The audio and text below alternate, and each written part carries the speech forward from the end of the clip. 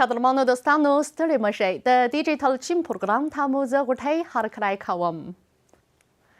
نن د چین د کرخنیزې جنتلې له مخې د آس کال د لومړۍ میاشتې له درېیمې ورځې سره برابره ده. نو د پروګرام په پیل کې تاسو ټولو ته د آس کال مبارکي وایم. هیله ده نیکمرغه کال وراري او خوشحاله اوسئ.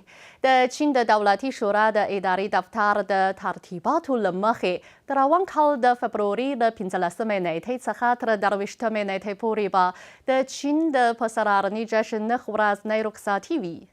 دغه اوږده رخصتي به په چین کې د سرانیز او مصرفي بازار د سمسورتیا سبب وګرځي.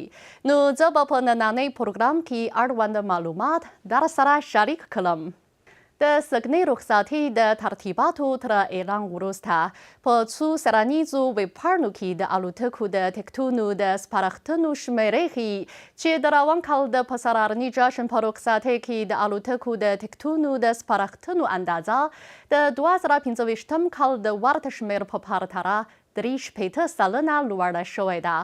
پخوا به د پسرلني جشن رخصتي 7 یا 8 ورځې وه، خو سږنۍ یې 9 ورځې ټاکل شوی. نو خلکو ته د سیلانۍ لپاره پوره وخت برابر شوی دی. د مصرف په برخه کې د چین سوداګرۍ وزارت له اړوندو ادارو سره د پسرلني جشن په موده کې په خوشحالۍ د شیان اخیستلو په نوم ځانګړي فعالیتونه ترسره کوي چې دا د 2026 کال لپاره په چین کې د شیان اخیستلو په نوم د پروګرام یوه مهمه برخه ده. د چین بېلابېلو ځایونو د خوړو، اوسېدو، سفرونو، سرانیزو چارو، شیان اخیستلو او تفریح په برخو کې بشپړ ځنځیر آباد کړی او خلکو ته یې یو لړ امتیازونه برابر کړي دي. په همدې موده کې د مصرف فعال او سمسور نوي حالات رامنځته شوي دي.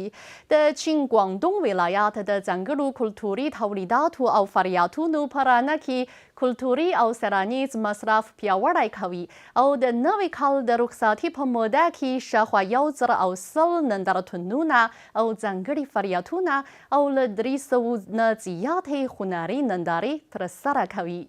سرانیزې چارې هم د مصرف د پیاوړتیا رول لوبوي. د سفر او مصرف په دواړو برخو کې د مشتریانو هوډ ډېر پیاوړی شوی دی. په همدې مناسبت د چین اقتصاد د پسرلني جشن په موده کې فعاله بڼه ښکاره کوي. درنو دوستانو، نننۍ پروګرام په همدې ځای پای ته ورسید. نیکمرغه اوسئ.